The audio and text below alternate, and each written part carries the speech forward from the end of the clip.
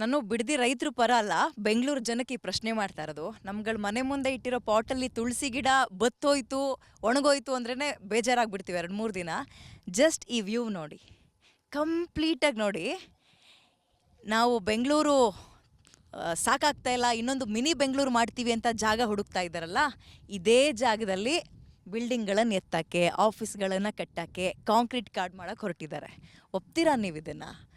ಒಂದೊಂದು ಪಂಚಾಯತಿಲಿ 1.5 ಲಕ್ಷ 2 ಲಕ್ಷ ಲೀಟರ್ ಹಾಲು ಪ್ರತಿದಿನ ಹೋಗುತ್ತೆ. ನಾವು ಬೆಂಗಳೂರಲ್ಲಿ ಕುಡಿತಾ ಇರೋ ಹಾಲು ಇಲ್ಲಿಂದ ಬರ್ತಾ ಇರೋದೆ. ನಾವು ತಿಂತಾ ಇರೋ ತರಕಾರಿ ಈ ರೈತರು ಬೆಳೀತಾ ಇರೋದೆ. ಇಷ್ಟು ಸೊಂಪಾಗಿ ಬೆಳೆದಿರೋ ಕಾಡನ್ನು ಕಡಿದು ನಾವೊಂದು ಊರು ಮಾಡ್ತೀವಿ ಅಂತ ಹೊರಟಿರೋ ಮಹಾಪುಣ್ಯಾತ್ಮರಿಗೆ ನೀವು ಸಪೋರ್ಟ್ ಮಾಡ್ತೀರಾ? ರೈತರು ಅವ್ರ ಭೂಮಿ ಉಳಿಸ್ಕೊಳ್ಳೋಕ್ಕೆ ಹೋರಾಟ ಮಾಡ್ತಾ ಇದ್ದಾರೆ, ಫೈನ್. ಬಟ್ ನಮಗೆ ಬೇಕಲ್ರಿ ಹಾಲು ಕುಡಿಯೋಕ್ಕೆ ಬೇಡವಾ, ತರಕಾರಿ ಬೇಡವಾ ತಿನ್ನೋಕ್ಕೆ? ಮಣ್ಣು ತಿಂತೀವ ನಾವು? ಸೊ ರೈತರ ಪರವಾಗಿ ನಿಂತ್ಕೋಬೇಕಾಗಿರೋದು ಯಾರು? ಬೆಂಗಳೂರು ಜನ.